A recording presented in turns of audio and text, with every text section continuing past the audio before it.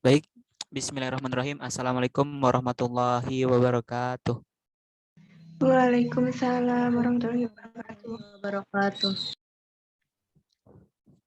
Izin memperkenalkan diri sebelumnya, nama saya Panjian Bersepati dengan NIM 228320.001 dari kelas A. Di sini saya selaku moderator yang akan memimpin berjalannya diskusi pada sore hari ini mengenai struktur kristal dan padatan, di mana kelompok 3 beranggotakan Panjian Bersepati, Yunita Susilawati David Faujan, Denny X. Saputra.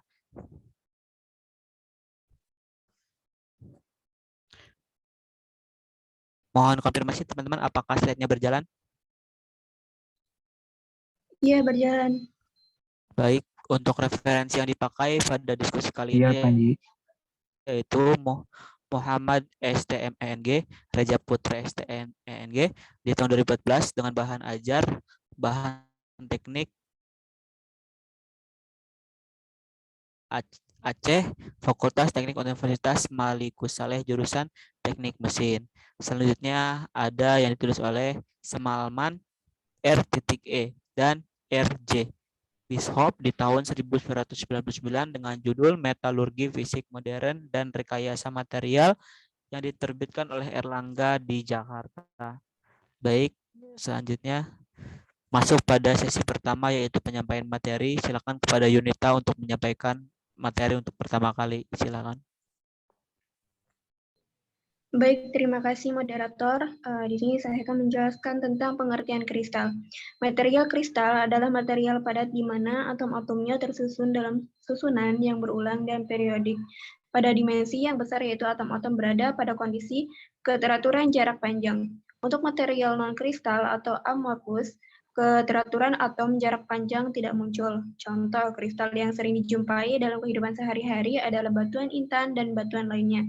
Selanjutnya,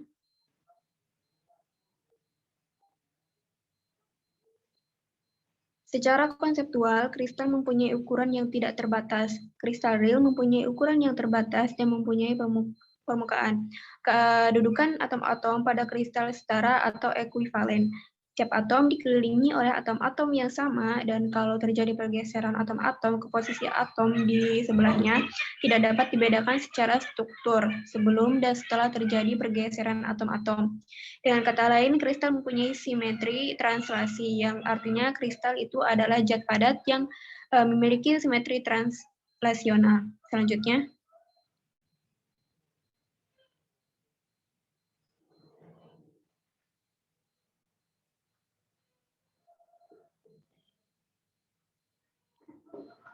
yaitu ada sel satuan. Sebuah kristal dapat diuraikan menjadi bagian terkecil yang disebut sel satuan atau unit cell. Masing-masing sel satuan mempunyai bentuk, ukuran, volume, atau luas, dan kandungan yang sama.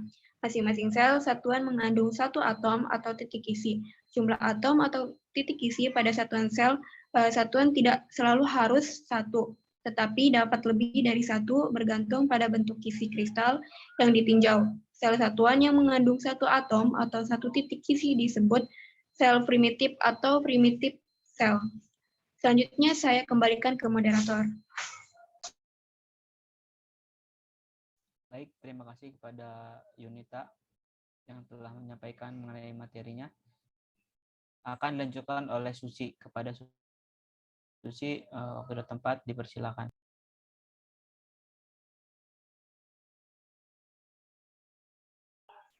Baik, selanjutnya yaitu ketika menerangkan struktur kristal atom,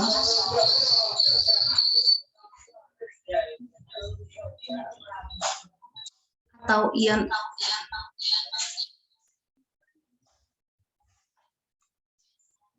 dilukiskan sebagai bola padat, dan bola ini disebut dengan model bola keras atom, di mana setiap bola akan menyinggung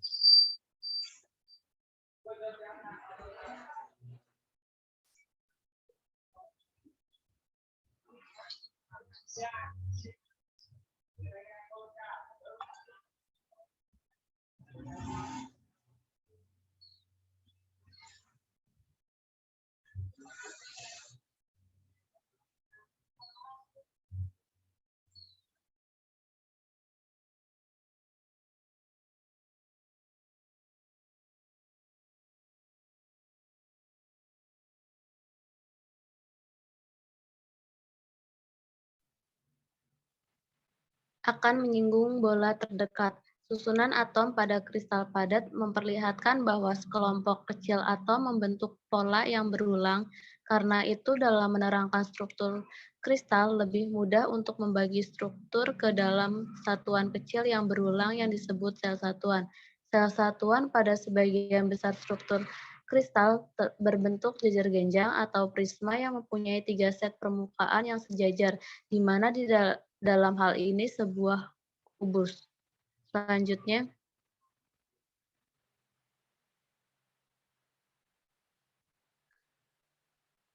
dalam unit sel itu dibedakan atas dasar letak partikel-partikel yang menyusun unit sel, yaitu sebagai berikut. Yang pertama, unit sel sederhana, yaitu jika partikel-partikel berlokasi hanya pada setiap sudut unit sel.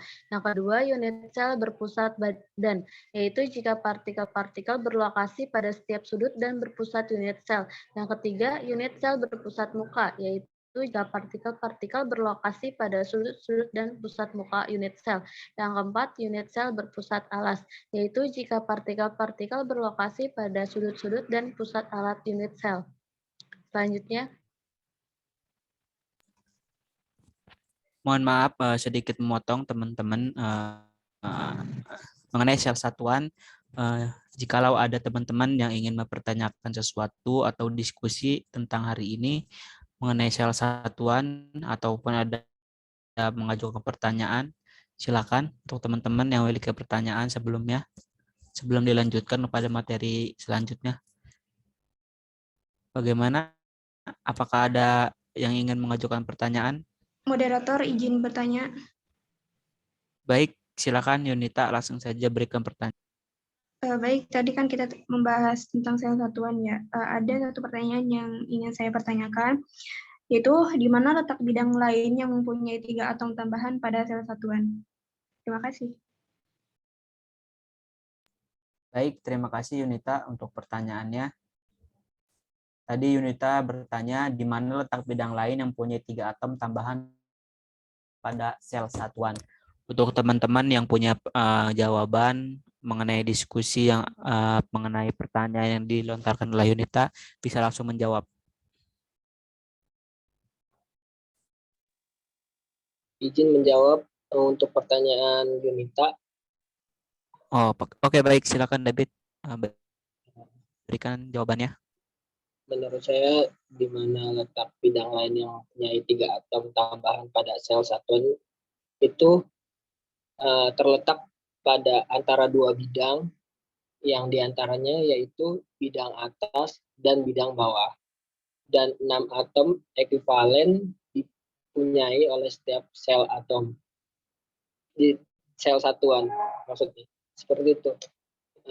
Yang lain bisa menanggapi jawaban dari saya. Terima kasih. Baik, terima kasih David atas jawabannya.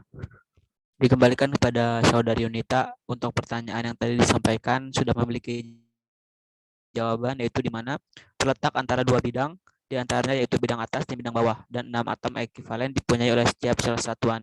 Bagaimana Yunita, apakah jawabannya sudah cukup jelas?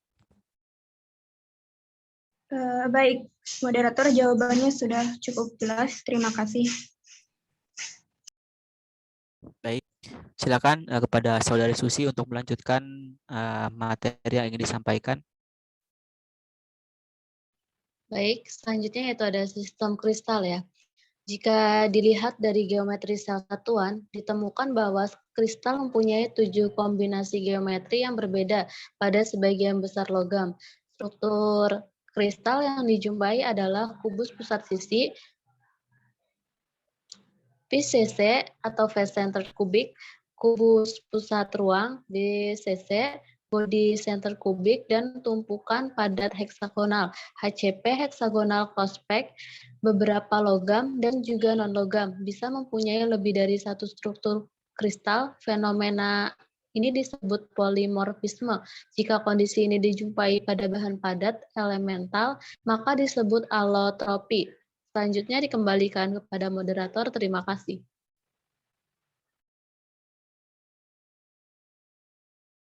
Baik, terima kasih kepada saudari Susi. Selanjutnya akan penyampaian materi akan disampaikan oleh Saudara David. Silakan kepada David untuk menyampaikan materi yang ingin disampaikan. Terima kasih. Baik, selanjutnya ada struktur kristal. Nah, kristal terbentuk dari komposisi atom-atom, ion-ion, atau molekul zat padat yang memiliki susunan berulang dan jarak yang teratur dalam 3 dimensi. Pada hubungan lokal yang teratur, suatu kristal harus memiliki rentang yang panjang pada koordinasi atom-atom atau ion dalam pola 3 dimensi, sehingga menghasilkan rentang yang panjang sebagai karakteristik dari bentuk kristal tersebut. Ditinjau dari struktur atom, penyusunannya, bahan padat dibedakan menjadi 3, yaitu kristal tunggal atau monokristal. Selanjutnya ada polikristal dan amorf. Selanjutnya dari struktur kristal itu ada kubus pusat sisi atau face center kubik, di mana struktur kristal ini termasuk kristal kubus yang terdapat atom di setiap sudut kubus ditambah masing-masing 1-2 atom di setiap permukaannya. Selanjutnya ada kubus pusat ruang atau body center kubik, yaitu struktur kristal ini mempunyai atom di setiap sudut kubus ditambah sebuah atom di dalam kubus. Selanjutnya saya kembalikan kepada moderator.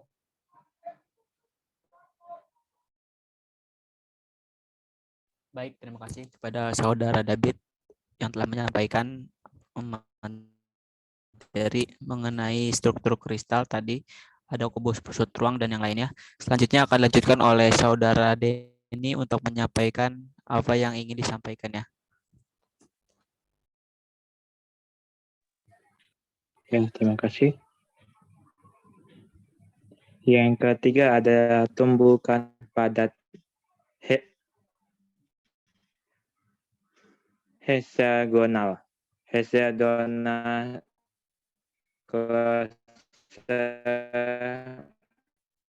bracket dan bawah sel satuan terdiri dari 6 atom yang membentuk hexagonal yang teratur dan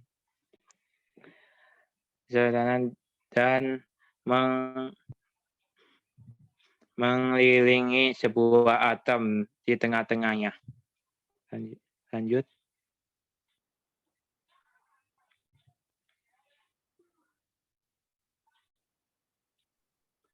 Kembalikan kepada moderator. Baik, terima kasih kepada Saudara Denny terutama yang telah menyampaikan sedikit materi mengenai struktur kristal tadi.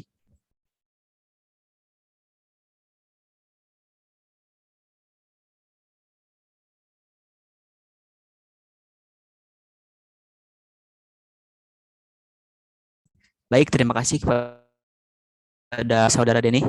Di sini saya akan sedikit menyampaikan sedikit pertanyaan kepada teman-teman guna berjalan diskusi ini. Ada beberapa pertanyaan yang tadi disampaikan materi-materinya mengenai logam terutama. Saya ingin bertanya kepada teman-teman, silakan ada yang bisa menjawab, tolong dijawab. Apa saja sifat yang banyak dijumpai terutama pada logam? Jika kita berbicara mengenai logam, untuk teman-teman silakan apa sih sifat-sifat yang ada yang bisa diketahui oleh teman-teman sekalian, sifat-sifat yang ada di logam. Silakan untuk yang bisa mengetahui atau yang punya pengetahuan bisa langsung disampaikan. Terima kasih. Izin menjawab, Panji. Ya, silakan, Susi. Sifat yang banyak dijumpai pada logam itu diantaranya seperti tembaga, aluminium, perak, dan emas. Mungkin ada yang lain dari teman-teman?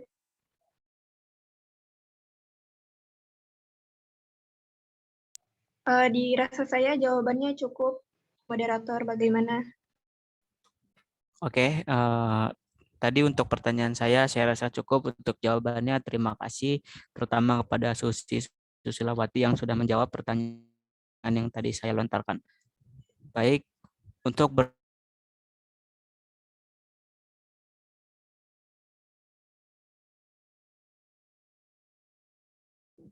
entah itu mengenai struktur kristal dan padatan dan yang terdapat di dalamnya, tentang pengertian kristal dan lain-lain. Untuk lebih jelas nanti untuk pertemuan selanjutnya mungkin kita akan melanjutkan diskusi kembali. Mungkin itu saja yang bisa saya sampaikan selaku moderator. Kurang lebihnya mohon maaf. Wabillahi taufiq wal hidayah. Wassalamualaikum warahmatullahi wabarakatuh. Waalaikumsalam Waalaikumsalam. warahmatullahi wabarakatuh. Warahmatullahi wabarakatuh.